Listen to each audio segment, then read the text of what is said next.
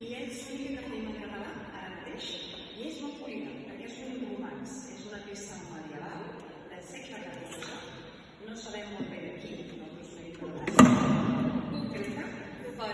és una d'aquelles peces que un moment donat vam jugar i va anar passant de boca en boca, com aquell que dic, no?